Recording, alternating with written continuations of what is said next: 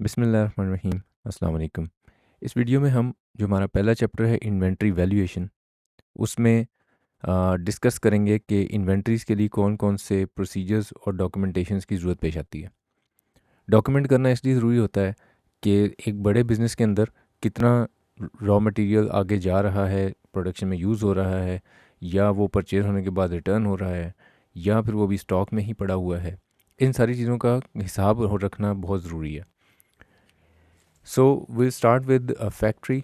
इस फैक्ट्री के 3 मेन हम हिस्से कर लेते हैं। पहला हिस्सा है जो कि वेयर हाउस है। यहाँ पे हम रॉ मटेरियल अपना रखते हैं और स्टोर्स एंड स्पेयर्स भी रखते हैं। रॉ मटेरियल बेसिकली वो आइटम है जो आपके फिनिश गुड्स में कन्वर्ट होना है।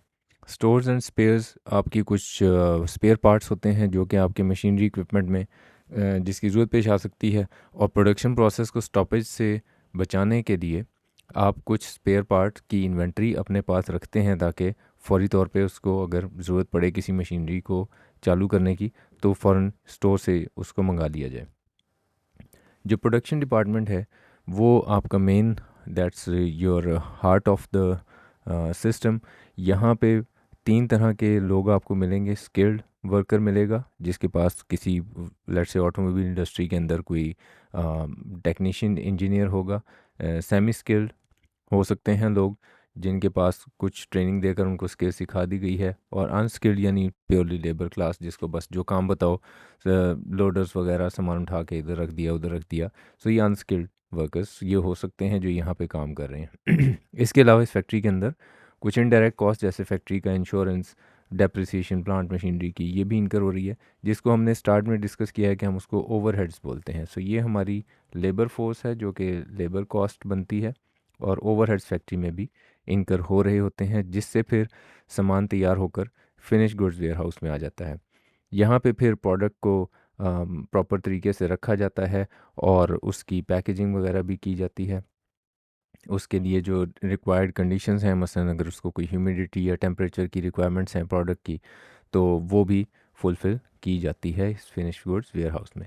सो अभी हमने जो डिस्कशन करनी है वो ये कि जो हमारा रॉ मटेरियल है वो जिस वक्त वेयर हाउस में पहुंच जाता है तो फिर वहाँ से आगे उसको किस तरह से डॉक्यूमेंट किया जाता है और किस तरह से उसके ऊपर कंट्रोल मेंटेन किया जाता है कि कोई रॉ मटेरियल चोरी ना हो जाए, या स्टॉक में पड़ा हो और उसकी वो रिकॉर्ड ना हुआ हुआ हो। So we first we have here our ware house.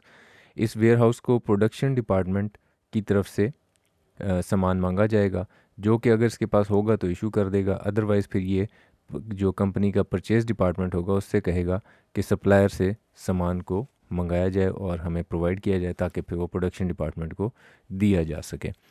Now इसके लिए जो डॉक्यूमेंटेशन और प्रोसीजर फॉलो किया जाता है वो ये कि सबसे पहले एक मटेरियल रिक्विजिशन जो कि जो प्रोडक्शन डिपार्टमेंट है जिसको ज़रूरत है सामान की वो भेजेगा। वो जो मटेरियल रिक्विजिशन है उसमें क्लियरली मेंशन किया जाएगा कि आपको क्या आइटम चाहिए है, कितनी क्वांटिटी में और किस वक्त तक आपको रिक्वायर्ड है। ये वो बेसिक इन्फॉर्मेशन है जो आगे भी फ़्लो करेगी। यानी जिस वक्त रॉ मटेरियल वेयर हाउस वाला जो है एक परचेज़ रिक्विजिशन फॉरवर्ड कर देगा परचेज़ डिपार्टमेंट को कि जनाब ये मेरे पास मौजूद नहीं है सामान, आप ये फ़ौरन अरेंज करें। सो ये जो थोड़ा सा लाइट कलर में है डॉक्यूमेंट, इसका मतलब ये कि इसने बनाया है, और ये जो डार्क कलर में है डॉक्यूमेंट इसका मतलब ये है कि ओरिजिनल इसको दिया गया है, इसने अपने पास कॉपी रखी है। इसी तरह इसने अपने पास एक डॉक्यूमेंट बनाया है और वो परचेज़ एक्विजिशन इसने आगे फॉरवर्ड की है, ओरिजिनल परचेज़ डिपार्टमेंट के पास है, कॉपी इसने रखी है। नाउ कॉपीज़ मल्टीपल हो सकती हैं, हो सकता है अकाउंट्स वालों को भी ये कॉपी भेजी जाती हो, लेकिन ये अगेन बिज़नेस की रिक्वायरमेंट और उसके साइज़ के ऊपर डिपेंड करता है। जब परचेज़ डिपार्टमेंट के पास रिक्विजिशन आ जाती है तो फिर वो एक रिक्वेस्ट फॉर कोटेशन सप्लायर को भेजते हैं कि जनाब आप हमें प्राइस कोट करें कि कितने का ये सामान कितने टाइम में इस क्वांटिटी में हमें प्रोवाइड किया जाएगा।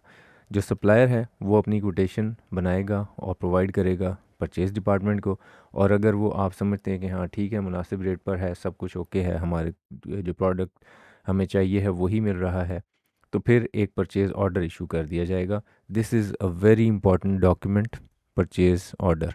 इसमें ही आप मेंशन करते हैं कि किस प्राइस पर कितना सामान किस वक्त तक हमें प्रोवाइड करोगे तुम। ना ये सप्लायर अपना सामान तैयार करेगा और एक गुड्स डिस्पैच नोट बनाएगा और इस सामान को प्रोवाइड कर देगा वेयर हाउस को। ये सामान वेयर हाउस में पहुंच जाएगा और इसी तरह गुड्स डिस्पैच नोट भी यहाँ पहुंच जाएगा और इस गुड्स डिस्पैच नोट की कॉपी वो परचेज डिपार्टमेंट को भी भेजेंगे कि जनाब हमने सामान सप्लाई कर दिया है, आप अपने स्टोर से कंफर्म कर लें। ये जो सामान भेजा सप्लायर ने, इसकी एक इनवॉइस या बिल भी बनाया जाएगा और वो इनवॉइस या बिल भी प्रोवाइड कर दिया जाएगा परचेज़ डिपार्टमेंट को कि जनाब आपने जो हमें परचेज़ एक्विजिशन दी थी, जो परचेज़ ऑर्डर दिया था, उसका सामान सप्लाई हो चुका है और उसका ये बिल है। ये जो बिल है ओरिजिनल, इसको वेयर हाउस वाले के पास आ जाएगा। अब जब यहाँ पे ये बिल भी आ गया और डिस्पैच नोट भी आ गया और सामान भी आ गया, तो अब हाँ, डिपेंडिंग ऑन कि कितनी टेक्निकल इंडस्ट्री है, यहाँ पे इस सामान की इंस्पेक्शन की जाती है ना। इंस्पेक्शन किस लेवल के बंदे इसमें इन्वॉल्व होते हैं, again it's a subjective matter, depends on the type of industry. ये बाज़ दफ़ा हो सकता है कि प्रोडक्शन डिपार्टमेंट के बंदे को भी बुलाया जाए, उससे कहा जाए कि भाई इंस्पेक्शन में शामिल हो और देखो कि सामान तुम्हारी रिक्वायरमेंट के मुताबिक है या नहीं। और फिर एक गुड्स इंस्पेक्शन नोट बनाया जाता है और गुड्स इंस्पेक्शन नोट का मकसद यही होता है कि जनाब प्रोडक्शन वाला इस चीज़ से एग्रीड है, परचेज़ वाला भी एग्रीड है कि हमें जो चीज़ चाहिए थी वही आई है। वेयर हाउस का बंदा शायद इतना टेक्निकल ना हो, तो इसलिए इस इंस्पेक्शन में वो 2 लोगों को शामिल कर सकता है।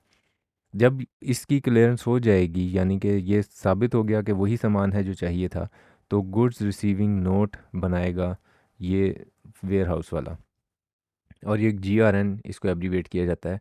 सो ये गुड्स रिसीविंग नोट सप्लायर को दे दिया जाएगा कि जनाब आपसे जो सामान आया था हमें वसूल हो गया है और बिल्कुल हमारी रिक्वायरमेंट्स के मुताबिक है, इंस्पेक्शन भी हमने कर लिया।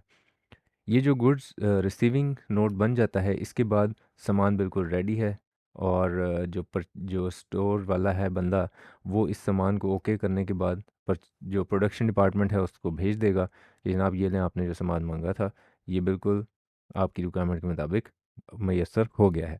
और जो गुड्स इशू नोट है वो भी दिया जाएगा कि जनाब ये इसके ऊपर एक्नॉलेजमेंट दे दें कि आपने ये सामान रिसीव कर लिया है। इस तरह से हर बंदे की जो जो ज़िम्मेदारी है वो किसी ना किसी कागज़ के ऊपर रिकॉर्ड हो जाती है। इसके प्री डिफाइंड फॉर्मेट्स होते हैं हर बिज़नेस ने बनाए हुए और उसके ऊपर वो पर्टिकुलर्स मेंशन करके साइन कर देते हैं मुतलका डिपार्टमेंट के लोग। ना यहाँ पे अगर मैं लिस्ट डाउन कर दूँ कि कौन कौन से डॉक्यूमेंट्स इन्वॉल्व थे और हम उसको कुछ एब्रीविएट कर लेते हैं ताकि अगले चैप्टर्स में जब भी हमें इनमें से किसी डॉक्यूमेंट को जिक्र करना हो तो पूरा डॉक्यूमेंट का नाम नहीं लिखेंगे बल्कि ये एब्रीविएशंस यूज़ कर लेंगे। सो ज़्यादा जो यूज़ होता है वो परचेज़ ऑर्डर और GRN, ये इम्पॉर्टेंट डॉक्यूमेंट्स होते हैं जो कभी आगे डिस्कशन में आ सकते हैं। वैसे कुछ और बाकी भी आ सकते हैं लेकिन I am just highlighting it कि पर्टिकुलरली ये इम्पॉर्टेंट है। ये डॉक्यूमेंटेशन इम्पॉर्टेंट क्यों है, इसकी इम्पॉर्टेंस, पहली चीज़ तो ये आपको समझ होना चाहिए कि ये जो डॉक्यूमेंटेशन है ये किसी कोई इसके ऊपर कोई इंटरनेशनल स्टैंडर्ड नहीं है। ये डिपेंड करता है कि साइज़, कॉम्प्लेक्सिटी और नेचर ऑफ बिज़नेस क्या है। वो अपने बिज़नेस के मुताबिक बना सकते हैं। हो सकता है गुड्स इंस्पेक्शन नोट की ज़रूरत ही ना होती हो, कि इतना टेक्निकल आइटम ही नहीं है। लेकिन अगर कोई लेट्स से टेक्नोलॉजी इंडस्ट्री है तो उनके लिए ज़रूरी हो सकता है कि जनाब हम पहले देखेंगे कि क्या रिक्वायरमेंट है। लाइकवाइज जो फूड बिज़नेस है वहाँ पे भी ये ज़रूरी हो सकता है कि जो सामान आ रहा है उसकी क्वालिटी इंस्पेक्शन की जाए। फार्मास्यूटिकल में हो सकता है, केमिकल इंडस्ट्री में हो सकता है। So it all varies from business to business. और डॉक्यूमेंटेशन इसी तरह बढ़ाई और घटाई जा सकती है लेकिन मेन आइडिया यही रहता है। इस डॉक्यूमेंटेशन का फ़ायदा क्या होता है? It avoids the possibility of fraud और एरर। गलती यानी अनइंटेंशनली कोई गलती हो जाए या जानबूझकर कोई फ्रॉड करना चाहे अपने किसी बेनिफिट के लिए, इसको अवॉइड करने की पॉसिबिलिटी बढ़ जाती है। To provide record for purchase of purchases for financial accounts, जो हमारा एक भाई बैठा है मैनेजर अकाउंट्स, उसको भी तो इन्फॉर्मेशन चाहिए कि क्या सामान ख़रीदा गया है। उसके लिए इन्फॉर्मेशन मैसर होगी। इसी तरह कॉस्ट और मैनेजमेंट अकाउंटेंट, इन लोगों को भी यही इन्फॉर्मेशन प्रोवाइड करने में आसानी होगी। To ensure proper usage through physical controls, जो भी सामान आया है ये इंश्योर किया जा सकेगा कि वो सारा सामान प्रॉपरली यूटिलाइज हो, अन अटेंडेड कोई स्टॉक ना पड़ा हो या कहीं एक आइटम दूसरे से मिक्स ना हो रहा हो। प्रॉपरली उसको उसकी प्रॉपर यूटिलाइजेशन फिजिकल कंट्रोल्स के थ्रू इंश्योर की जा सकेगी। टू इंश्योर नेसेसरी ऑथराइजेशन, ये ज़रूरी है कि सामान अगर ख़रीदना है तो कोई अप्रोप्रिएट लेवल का बंदा, यानी अगर लेट्स से असिस्टेंट मैनेजर को सामान चाहिए तो वो अपने मैनेजर से पहले ऑथराइजेशन लेगा, तो वो ऑथराइजेशन का सबूत क्या होगा, वो यही डॉक्यूमेंटेशन ही है जिसके ऊपर मैनेजर की फिर ऑथराइजेशन होगी, तो तभी स्टोर वाला आगे परचेज रिक्विजिशन भेजेगा या गुड्स इशू नोट बनाएगा। क्योंकि अगर प्रॉपर ऑथराइजेशन नहीं है तो ये हो सकता है कोई जूनियर लेवल का बंदा सामान मांग ले और वो फिर वो मिस यूज़ हो जाए। सो नेसेसरी ऑथराइजेशंस ये भी इसी डॉक्यूमेंटेशन के ज़रिए इंश्योर की जाती हैं। So that's about procedures and documentation. यहाँ तक आपका कोई सवाल होगा तो फिर हम कमेंट्स में आंसर करेंगे। Thank you very much, take care.